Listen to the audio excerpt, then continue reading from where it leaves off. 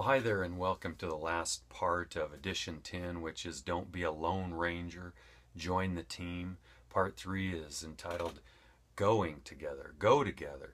As a new Christian in my first church years ago, the people of the church invited me to help others that they were helping. So get this. First, I remember being invited to help at school fundraisers, like for the Christian school. Second, I helped a homeless organization called Old Town Mission in Cottonwood. We'd go serve the homeless meals once a month.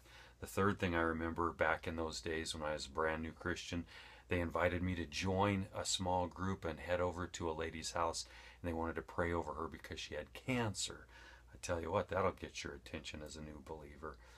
Well, I then began to see the needs around me in my circles or my sphere of influence, and I would ask others that were more mature than me to help me meet those needs. Now in the Bible, in Acts 2:42 through 47, that's been our theme verse for this Lone Ranger series. Look at verse 43 and 44, or listen to me read it. It says this: "Everyone was filled with awe, and many wonders and miraculous signs were done by the apostles. All the believers were together and had everything in common." Here's what they said in verse 45. "Selling their possessions and goods, they gave to anyone who had need." Anyone who had need. They were looking for needs, and they were looking to fill them.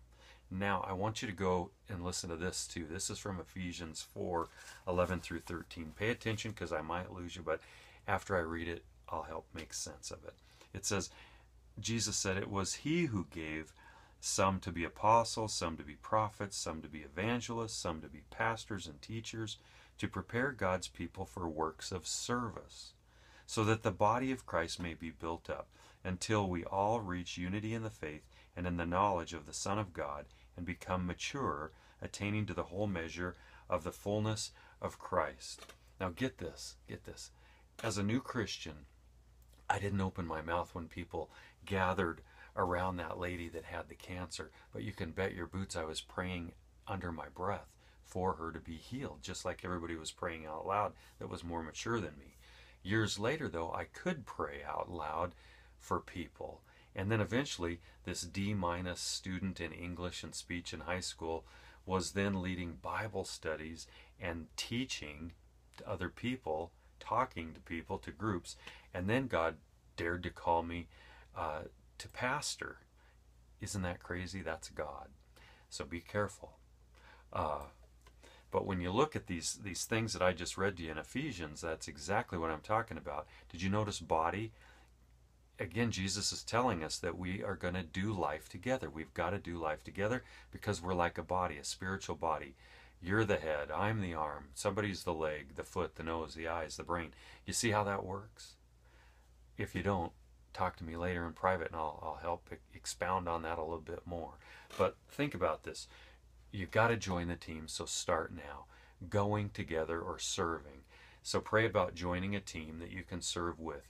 If you're not attending a church, then maybe you can find a Christian or two in your circles and just journey with them and look for ways that God would want you to serve. If you need help finding a church, you're ready for that, let me know if I can help you. No matter where it's at, I can maybe help you find a good, healthy church that serves others. And then look for ways to serve through your church or through your Christian friends. But keep it simple. It doesn't have to be difficult. Henry Blackaby wrote a book called Experiencing God several years ago, and one of the biggest lines to me in that book was this. He says, "Find where God is working and join him there." It's as simple as that. So this is going to help you win at life if you take this on and apply this to your life. It's going to help you crawl out of the pits of life and toward your purpose, and you're going to be so much better for it. It's good. Have a good day. We'll talk to you next time.